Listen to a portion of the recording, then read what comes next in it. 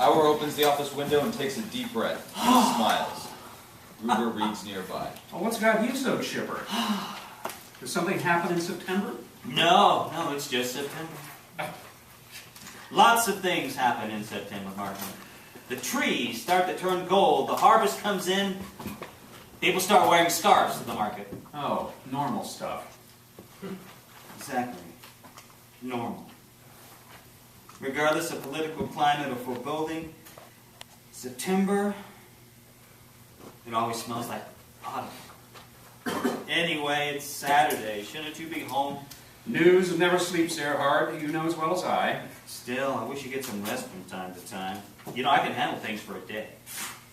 I'm not that old. Yes, you are! Shall I make some coffee? Please, it might get the smell of autumn out of my nose. What do you mean? A paper from Brandenburg, 2 out of Berlin, including Gerlich's publication, a few here from Bavaria, and Strasser's rag. Why do you insist on reading Strasser? Opposition research, my friend. You give yourself an ulcer. Never underestimate the value of working yourself into a good lather. Touch of rabies might be just the thing the writing needs. They're possible. Pardon? Herr Auer? Good morning, Julius. Have you heard? Heard what? Edmund was supposed to call. Could you tell us? Gelly Raval's dead. How? What? Where? I need details. What happened? One at a time. Okay, it was last night or early this morning. A revolver, apparently, Hitler's. Edmund's at home and calling every policeman he knows and a few he doesn't. Has he spoken with Nightingale? Well, he couldn't have. Their contact protocol takes way too long.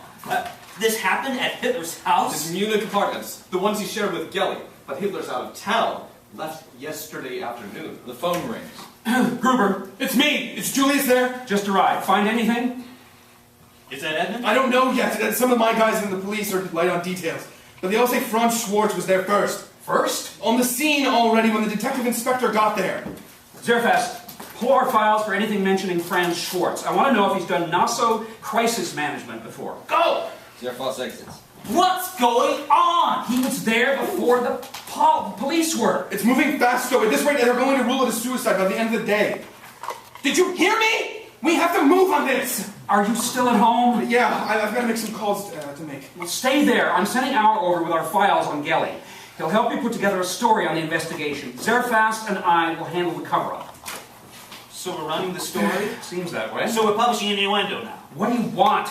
Hitler lived with his attractive niece until he either killed her or drove her to suicide. Those are facts. But is the story the right thing to do? No, but I don't have time to care. Take the files. Zerfoss, Zerfoss enters. let's work. Okay, this is our dossier on Franz Schwartz. A little thin. Not a very public man. He's currently treasurer of the National Socialist Party. Inner circle? Definitely. So what's the rest of the forest? Notes where he's mentioned, stories relating to his department in the party, and basically anything else that didn't seem completely irrelevant. Right. Where are my damn glasses? Edmund? And what did they suggest for motive? Really? All of them? And Sauer's just writing it down. No, I understand. All right, thanks. Give me my best. Those are the files. They are? What have you got? Well, Gelly and her uncle definitely had an argument Friday. The official story is about 15 minutes after Hitler leaves the house. Gelly runs into his room, takes his pistol back to her apartment, and locks the door from inside. All right, Franz Schwartz, Hitler's party treasurer. I can't find any articles on him. Don't think we've written any. I think we have pictures, though. Here. Schwartz with Hitler and Goering. I remember this. Bavarian Nationalist Rally, right? 1920. December of 19. So an old friend. So no one hears the shot? No, supposedly only staff member on duty was deaf. Any guesses as a motive? Not one.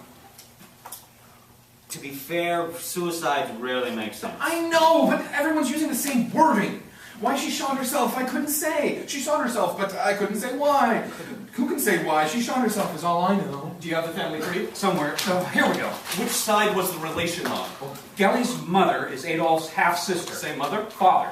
Adolf's 6 years younger. Gelly moved in with Hitler in 26. 27? Where did Edmund leave those notes? Here we go. 28. Her mother is looking after Hitler's country retreat. So, 4 years together and no supervision. So Sauer got to the scene this morning. Now, Sauer's the cop. The detective inspector, it's his case. Got it. And Schwartz is in the room with the body. Door is broken. Schwartz says it was locked from the inside. Which would make it a suicide. If you took his word for it, I don't. Schwartz is a friend from the old days, an early supporter from before Hitler consolidated his power inside the party. So he's personally loyal, not just a party follower. Exactly. Edmund told me Schwartz said Hitler didn't know about the suicide. Or, sorry, the death. Fat chance. Schwartz is a Hitlerite through and through. You really think the staff called Schwartz, then the police, and haven't gotten around to Herr Fuhrer? Was there a note? Yes and no. There was a letter, but it wasn't a suicide note. Unfinished. Really? Any clue to the context? To a friend in Austria. One of my contacts got a look. So the last sentence was, when I come to Vienna, which I hope will be soon, we'll drive to Summering, and... She wasn't thinking of suicide when she wrote that. That's not the most damning part. This is getting creepy. What is? Schwartz. He's only a step or two removed from almost every expose we've written. He's connected to every dirty little secret, but remains as clean as a whistle himself. If he's the cleanup man, it wouldn't do to have too much dirt stick to Then it. I say we start logging mud. I know a guy who drives ambulances. He says he saw her body as it was being taken out to the examiner. Broken nose and bruises about the face and arms. This doesn't sound like any suicide I've ever heard of. But Schwartz says the door was locked, so Sal would just go in to file whatever he's told. What a disgrace. You incompetent son of a bitch. Wait! For what? No, you're gonna target Sauer? He's a Nacho Tony! Maybe not. What if he's an honest cop and the top brass is pressuring him? Unlikely. Agreed. But if we can save him a little face, we've got a new friend. If he's a not so sympathizer, you put a gulf between him and his bosses. Most of all, you shift the attention away to the judges and the police chief, who are the real problem. Like Zerfas said, the public loves a good conspiracy. Scene 6. Zerfas sits in the offices doing what appears to be work. A man storms in, brandishing a piece of paper in the way only attorneys can. I'm about to see the editor this minute. He's busy. With what? Teaching visitors patience and good manners. Get him out here. No!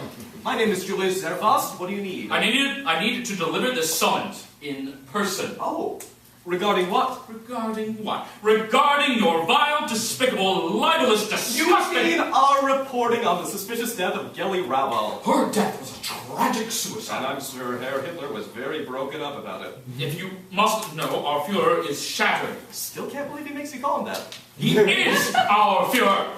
We call things what they are. You must define suicide very loosely. You and your poison kitten can bandy words about all you like. Your lies have wounded a true patriot. It was all we could do to keep him from taking his own life in turn. I don't mean to sound spiteful, but that really is the best news I've heard all week. Where is Gruber? Couldn't you just give me the summons? I did help write the piece, you know? The least I deserve is to be co-defendant. Remember, when it's your time against the wall. The lawyer storms out in a huff, leaving Zerfas vindictively pleased. Scene 7. Bolshog's tape recorder. Julius did remember. In his letters, it seemed he could hardly forget how he and Auer were shoved into a railcar with dozens of others who had spoken too loudly, who hadn't shown them respect. Julius? Are the others here? I don't know. I thought I saw Martin now. I'm not sure. Edmund? In another car. He'll be okay. They're just going to lock us up. They wouldn't dare. They've dared an awful lot. We're moving. I wonder where. I overheard a guard mention Dachau. What? The medieval tourist trap in the country? I've been there before. It's actually quite charming. Well, how nice of Hitler to give us all a country vacation. Maybe it's not so bad after all. Nervous laughter dies. There is only the sound of the train. 8. Auer and Zerfas stumble, blinking out of the train car.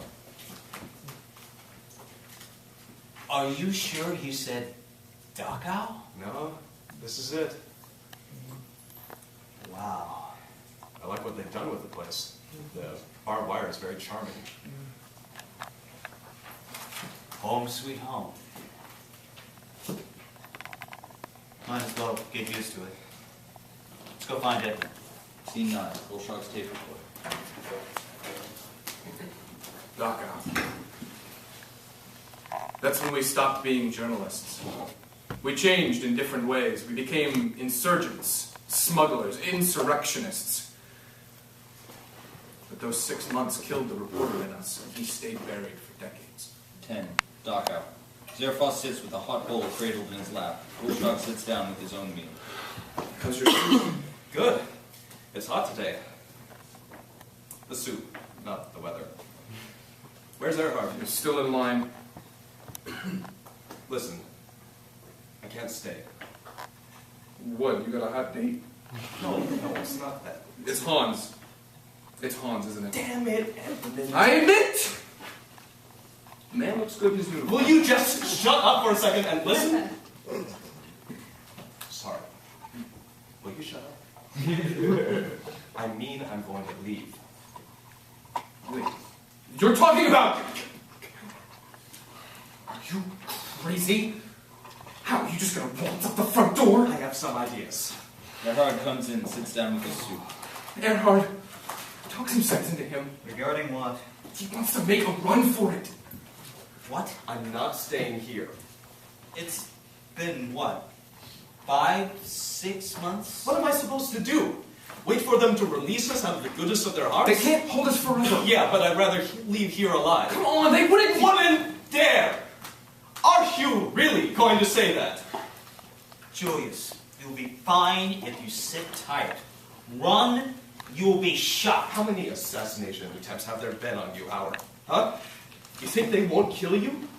What's one more drop of blood in the sea? They were trying to silence me. Look around, they've done it! And they didn't need a bullet to do it. Don't give them an excuse to fill you with lead, Julius. Just keep your head down. You don't have to come. Just thought I'd let you know. Zerfos exits. He's going to get himself killed. Seems he's insisting on it. He's just being paranoid. Is he? Where's Martin? Probably in solitary or another camp. You're not saying he's right. I'm saying if he stays, he might die. If he runs, he surely will. 11.